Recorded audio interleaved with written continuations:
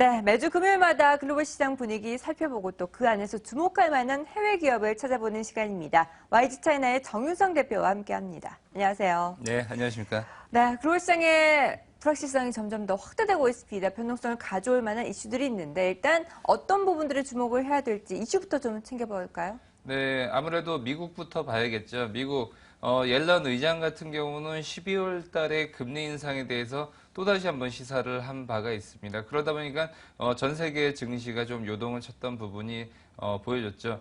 옐런 의장 같은 경우는 12월 달 마지막 이제 금리 인상을 할 수 있다라고 하면 올해 마지막 기회가 될 수가 있는데요. 옐런 의장이 우선은 현재의 경제의 발전 속도라든지 여러 가지 지표를 봤었을 때는 12월 달에 금리 인상하는 것이 적절하다라고 발표를 했습니다. 이와 동시에 여러 가지 지표들이 동시에 움직이고 있고요. 마지막에는 금리 인상을 한번 올리고 넘어가지 않을까라는 그런 시각이 지배적이면서 조금씩 글로벌 전체적인 증시가 조금씩 요동을 치고 있습니다. 특히 이런 부분을 보면 우선 서비스업 PMI 지수 같은 경우가 좀 좋은 부분을 보여주고 있는데요. 59.1이 나왔습니다. 이것은 무엇이냐면 예상치보다 훨씬 더 좋은 부분을 보여줬다라고 볼 수가 있고요. 이것이 이제 미국도 그렇고요. 중국도 굉장히 중요한데요. 제조업 PMI 지수보다 서비스업 PMI 지수가 훨씬 더 중요하다고 볼 수 있습니다. 왜냐하면 제조업에 대한 부가가치보다도 서비스업에 대한 부가가치가 굉장히 크기 때문에 이 부분이 금리 인상에 대한 부분, 실업률과 동시에 굉장히 중요한 부분을 보여주고 있는데 이 부분이 호조를 보여주면서 옐런 의장이 이렇게 단순하게 얘기를 했지만 전체적인 그 경제의 큰 틀을 봤었을 때 조금씩 금리 인상에 대한 무게중심이 올라가고 있다고 볼 수가 있습니다. 하지만 조금 반대인 경우도 있습니다. 아직까지는 금리 인상 쉽지 않다라고 했던 부분 중에서 하나는 미국이 9월 달에 무역 적자가 이제 408억 달러 정도, 우선은 7개월 내에 최저치를 보여주고 있고요. 뭐 국내도 상당히 지금 무역 수지가 안 좋은 경우를 보여주고 있죠. 글로벌 전체적으로 국가 간의 교역에 대한 규모, 그런 부분이 차츰 하향 안정화가 되고 있다는 부분은 어떻게 봤을 때는 여기와는 좀 상반된 분위기다라고 볼 수가 있습니다.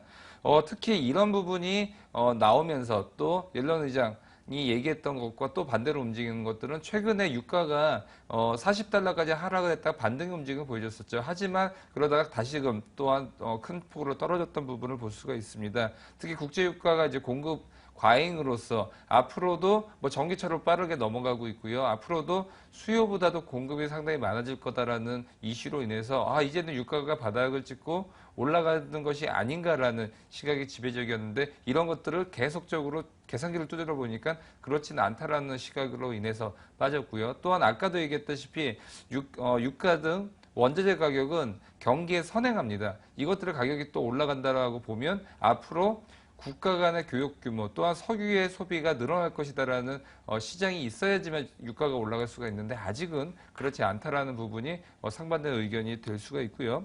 특히나 지금 유럽 쪽은 보면 폭스바겐이 예전에는 디젤 쪽에서의 배기가스 조작에 대한 이슈가 있었는데 이 부분이 이제 이번 주에 휘발유까지 이제 확대가 됐죠. 그러다 보니까 폭스바겐 주가가 또 한번 휘청였는데 그런 부분이 또 독일에 대한 주가 부분에 대해서 상당히 안 좋은 영향을 끼쳤습니다. 여기다가 또 일본 쪽을 한번 보면요. 일본이 최근에 하락폭이 굉장히 컸었죠. 그러다가 우정 3사 이쪽 우정 3사가 상당히 시가총액이 큽니다. 시가총액이 거의 164조 원에 달하는데요. 이런 3사가 지금 상당히 좀 좋은 흐름을 보여주고 있으면서 니케이가 최근 들어서 1.3%의 강세 움직임을 보여주고 있다는 거. 그것은 글로벌적으로 상당히 변화가 크다. 각 국가마다 개별적으로 움직이고 있다고 볼 수 있을 것 같습니다. 네, 글로벌 시장 분위기가 아직까지는 혼조권에서 양상을 보여주고 있는 가운데 그래도 중국 증시는 반등세가 지속되고 있습니다. 원인이 어디에 있을까요? 네, 참 중국 같은 경우는 글로벌 시각과는 좀 동떨어진 모습을 좀 보여주고 있는데요. 이번 주 어제랑 그저께 이틀 동안 6%의 상승을 보여줬습니다.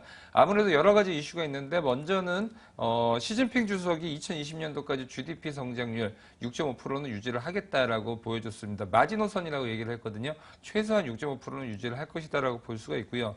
이 6.5%가 왜 나왔냐면 2020년대까지 1억 명의 우선은 그 인민들의 소득을 2020년 때까지 2배로 늘릴 계획이 있습니다. 이렇게 2배로 늘리려면 GDP가 최소 6.5%는 올라가줘야지만 2배가 늘 수가 있습니다. 그러다 보니까 6.5%가 나온 것이고요. 여기에 따라서 시장에서는 앞으로도 엄청난 돈을 풀겠구나라는 시각이 지배적이었기 때문에 이틀 동안 많이 올랐다라고 볼 수가 있고요. 또한 산하 정책이 폐지가 됐죠. 그러면서 계속적으로 내수를 증지를 하기 위한 그런 부분을 볼 수가 있습니다. 또한 그 작년 말에 후광통이라고 열렸죠. 상해 시장을 오픈을 한 건데요. 그 이후로 주가는 지수 자체가 상해 증시가 2배까지 움직였습니다. 이번에 심천 시장을 연다라고 했습니다. 우리나라 보면 코스닥 시장을 연다라고 볼 수가 있는데 이 부분이 앞으로도 상당히 어떤 실질적인 효과보다도 심천 지수를 연다는 것은 기존에도 있었는데 이번에는 구체적인 시기를 논의를 하자라고 했고요. 이 부분은 실질적인 부분보다도 어떻게 봤었을 때 분위기 쇄신 부분에서 굉장히 크다라고 볼 수 있을 것 같습니다.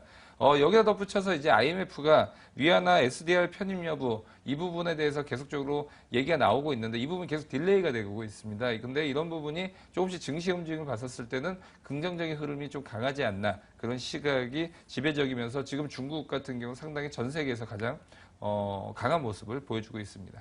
네, 중국 정부의 정책도 그렇고 그리고 SDR 편입에 대한 중국 위안화에 대한 기대감도 높아지고 있기 때문으로 바라보고 있습니다. 그렇다면 이런 흐름으로 인해서 국내 증시도 어느 정도 단단하게 잘 버텨줄 수 있을까요, 앞으로? 네, 특히나 중국 지수가 좋을 때는 우리나라 증시 10시 반부터 조금씩 좋아지고 있죠. 제2의 개장 시간이다라고도 부르고 있는데요. 그러면 중국 증시가 좋아지면 중국 증시와의 관련돼 있는 특히나 중국 쪽에 대한 매출 부분이 큰 그런 종목들 같은 경우 상당히 봐야 될 필요성이 있고요. 예전에도 뭐 산하정책 폐지되면서 단기간 내에 움직이긴 했지만 뭐 유아 관련 업체들도 좋지만 앞으로는 컨텐츠 쪽이라든지 중국 쪽에 들어가는 문화 쪽 또 성형 관련된 이런 쪽도 상당히 좋아질 수가 있고요. 아까 전에도 바이오 쪽 얘기를 했지만 중국발 바이오 쪽 특히나 뭐 항암제라든지 그런 쪽으로 들어가고 있는 뭐 HLB 같은 종목들도 상당히 중국발 또 미국발 호조 같은 경우도 상당히 영향이 크다라고 볼 수 있을 것 같습니다. 네, 그렇군요. 우리 시장까지 한번 기대를 해보도록 하겠습니다. 그리고 오늘 갖고 오신 종목을 보니까 중국 중차네요. 어떤 네. 종목인가요? 네, 중국 중차 같은 경우는 뭐 일본 같은 경우는 신칸센, 그다음에 뭐 프랑스 떼제베 같은 고속철 열차가 있는데 여기와 당당히 어깨를 나란히 하고 있는 중국 최대의 고속철 제작 업체인 중국 중차입니다. 사실은 예전에 중국 남차와 중국 북차 두 가지 회사가 있었는데요. 이 기업이 합병을 했습니다. 예전에 중국 남차 남쪽에서 고속철을 만들었고요. 중국 북차 같은 경우는 이제 중국에서 북쪽에 위치를 하고 있고 이쪽을 중심으로 해서 고속철을 만들었습니다. 근데 이 두 개의 회사가 각 국가별로 뭐 미국이라든지 멕시코, 유럽 쪽에서 입찰을 들어갈 때 서로 저가 수주의 출혈 경쟁을 했었습니다. 근데 이 부분이 중국의 입장에서는 봤을 때는 괜히 쓸데없는 싸움을 하는 거죠. 그렇기 때문에 합병을 해서 너희들 단체로 최고의 열차를 만들어 봐라라고 했는데 고속철의 특징이 철로를 깔아야 되는데 남쪽 같은 경우는 따뜻하기 때문에 철로가 늘어나는 습성에 대해서 잘 노하우가 쌓여져 있고요. 중국 북쪽 같은 경우는 거의 뭐 러시아와 인접해 있는 국경지대까지는 굉장히 차가운 날씨에 응축할 수 있는 그런 철로를 만들 수 있는 노하우가 있습니다. 이 두 가지 나라가 두 가지 회사가 합쳐졌기 때문에 일본 같은 경우 땅덩어리가 좁고 기후가 거의 비슷하죠. 또 프랑스도 마찬가지고요. 그런데 냉대부터 아열대, 온대까지의 철로를 제작할 수 있는 노하우가 있는 초대형 그룹이 생겼기 때문에 앞으로 니케이 일본이나 프랑스 제작 업체보다도 더욱더 이런 부분에서 기술력이 좋다라고 볼 수가 있고요. 특히나 대기오염 요즘은 굉장히 심각한데요. 휘발유차에서 지금 전기차로 넘어가고 있지만 또 다르게 보면 고속철, 있는 전기로 움직입니다. 그렇기 때문에 이런 쪽에 대해서 고속철에 대한 지원 분위기도 상당히 좋아질 수 있다라고 볼 수 있고요. 시진핑과 리커창 총리 지금 뭐 영국이든 해외를 나가고 있는데 이쪽에서 고속철 세일즈를 하고 있습니다. 이러다 보면 동사 같은 경우 상당히 호재로 작용할 수 있기 때문에 앞으로 최근 들어서도 좀 움직임이 좋거든요. 이런 부분 좀 유지가 될 수 있을까라고 기대를 해볼 수 있지 않을까 싶습니다. 네, 기술력이 곧 경쟁력이죠. 우호적인 환경 안에서 기술력을 확보하고 있는 탄탄한 기업 중국 중차에 대해서 살펴봤습니다. YG차이나의 정윤성 대표와 함께했습니다. 말씀 감사합니다. 네, 감사합니다.